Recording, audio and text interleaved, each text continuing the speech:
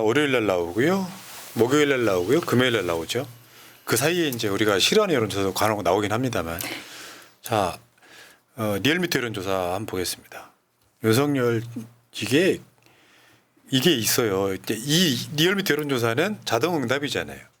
그러니까 저걸 보면 그냥 이렇게 보시면 됩니다.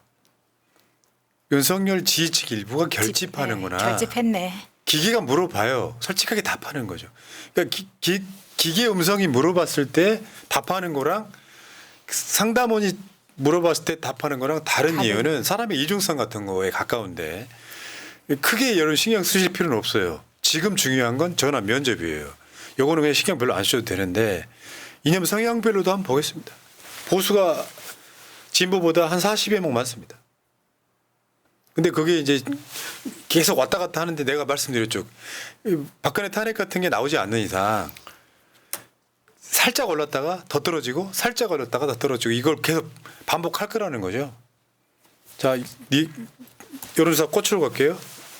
저 위에 보시는 게 전화 면접.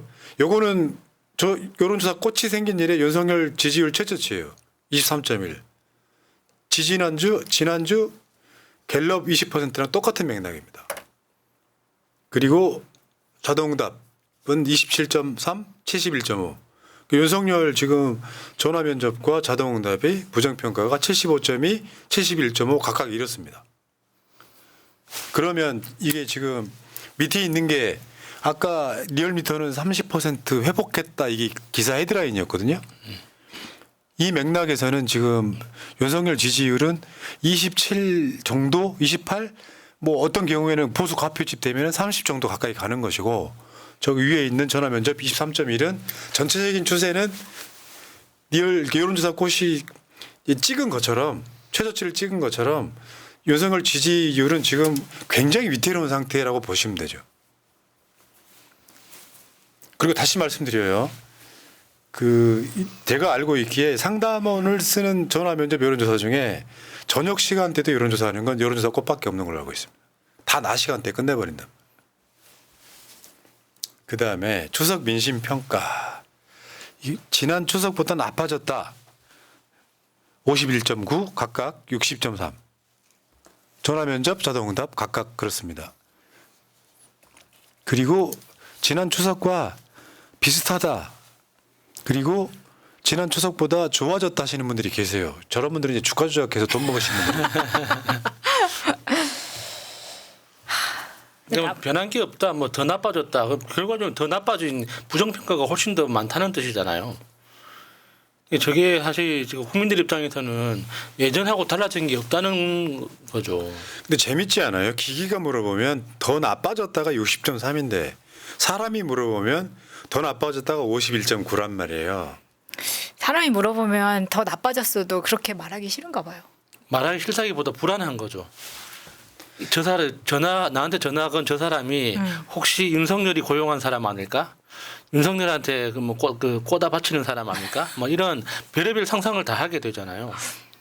그러니까 최근에 뭐 군에서도 무슨 극비 자료가 유출되고 우리나라 그 블랙 요원들 명단이 막 다 공개되고 막 이런 소식들이 들리니까 뭐든지 다 불안한 거예요. 국민들은.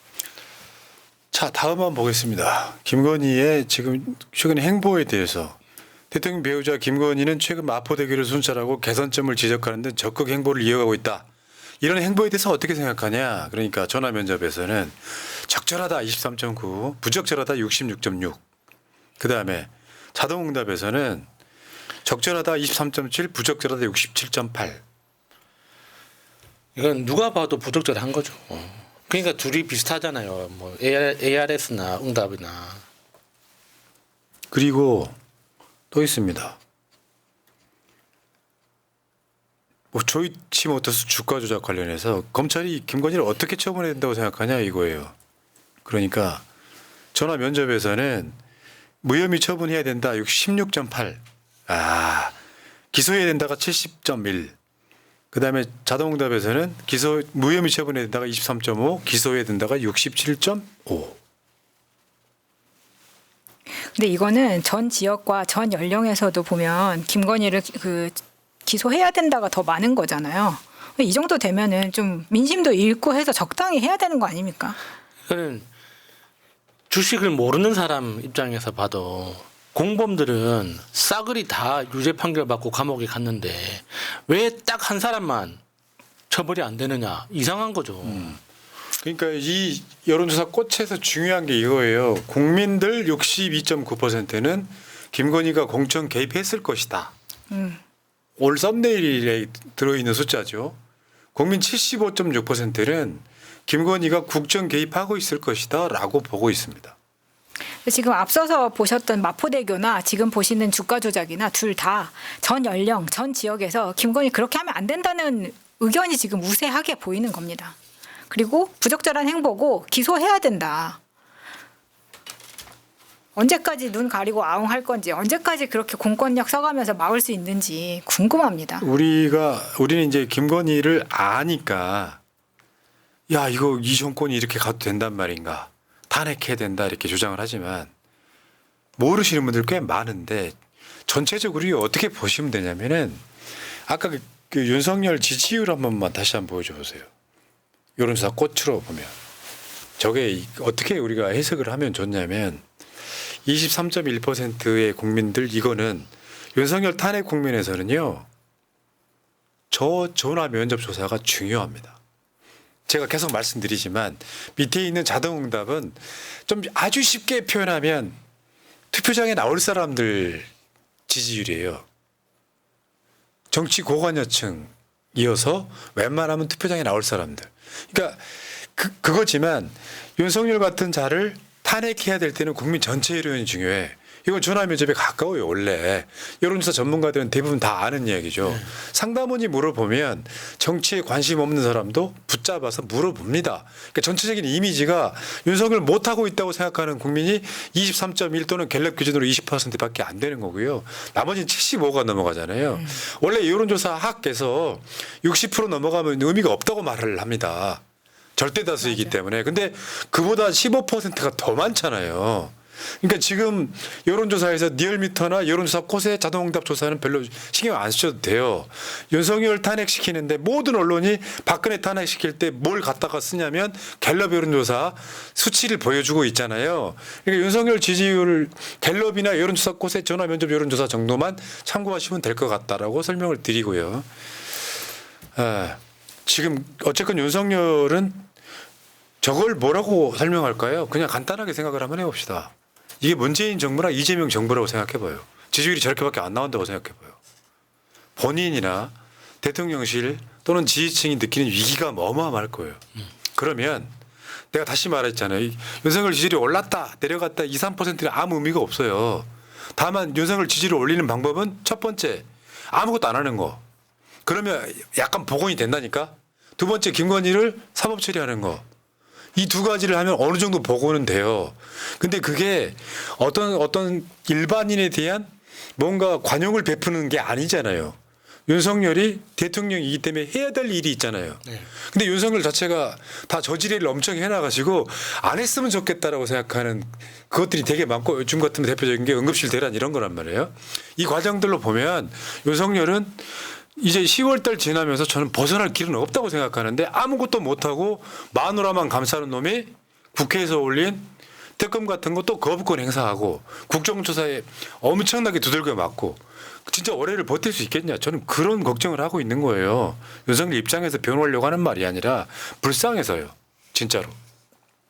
오죽하면 지금 한국경제 헤드라인 한번 보세요. 민주당 진짜 잘한다. 국민의힘 관계자 탄식한 까다. 이게 지금 사실 국민의힘 대부분의 그러니까 뭐 종편이라든지 라디오에 나오는 그 보수 쪽 관계자들이 대부분 분위기가 이렇습니다. 지금 어떻게 뭐 헛말로 말실수로도 뭐라 그러냐면 민주당이 여당이 된 이후에라고 말을 해요. 지금 민주당이 여당입니까? 근데 그들 머릿속에는 그런 식으로 지금 작용을 많이 하고 있는 것 같습니다. 뭐 상대적으로 민주당이 지금 잘하고 있는 건 맞지만 저런 식으로 그 국민의힘에서 평가한다고 해서 만족하면 안 됩니다. 그리고 이건 진짜 절대적으로 그 기준에서 봤을 때는 상대적으로 잘하는 거예요.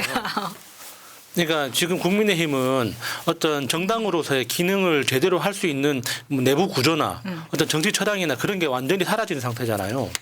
그러니까 다행히 지금 민주당에는 이재명이라는 그 중심축을 그 가운데 두고 지금 최대한 하려고 노력하고 있는 거지 뭐 잘한다라고 말하기는 어렵거든요. 하지만 그럼에도 불구하고 국민의힘에서 활동하는 사람들 입장에서 보면 굉장히 부러울 겁니다. 지금 워딩이 딱 그렇잖아요. 민주당이 짠 프레임에 몇 년째 계속 휘둘리고 있어요. 하여튼 민주당 진짜 잘해요. 프레임은 거는 놈이 이기는 거예요. 원래 그런 거지. 근데 그 프레임을 이겨내려면 뭘로 이기냐면 국민적 지지로 이겨내는 거라고. 문재인 정부 초창기 때 130석도 안 되는 여당이었지만 대통령 지지율이 높으니까 그 여론으로 밀어붙이잖아요. 그 나중에 재보선하는데 민주당이 거의 싹 쓸어버리잖아요. 그러면서 그 의석이 130석 넘어가잖아요. 그 과정에서 국민의힘 그 당시에 새누리당이 흔들리기 시작했고 그게 국민의당과 그 새누리당 배신파들 탈당파들이 합쳐가지고 200석 넘게 234석이 박근혜를 탄핵시켰던 것까지 기억을 하신다면 저는 그리고 이런 것도 있습니다. 뭐 민주당이 못한다 이런 것보다 민주당은 여당이 아니니까 민주당 할 수 있는 범위 내에 다 하고 있는 거고요. 민주당이 잘 하고 있다고 보이는 것도 윤석열 몫이 있는 거예요. 받아줘야 뭘 잘하는 못해 내야지. 근데 전체적인 정책의 성과는 대부분 다 정권으로 들어가는 거거든요. 그러니까 사실은 야당이라고 하는 건 뭔가 책임지는 자리가 아니잖아요. 견제와 비판 가끔씩은 협조도 하는 거기 때문에 이런 측면들이 있는데 오죽하면은 용산에는 용산 대통령이 있고 여의도에 여의도 대통령이 있다는 말에 한편으로는 우리 정권이 빨리 오기를 바라는 국민들이 많다 이렇게 보시면 될 것 같습니다. 자, 어쨌건 윤석열은 지금 위태위태하네요. 자, 여기까지 두 분 고생하셨고요. 자, 우리의 호프 이건태 의원과 함께하겠습니다. 두 분 고생하셨습니다. 고맙습니다. 좋아요 눌러주세요. 고맙습니다. 구독, 좋아요 눌러주세요.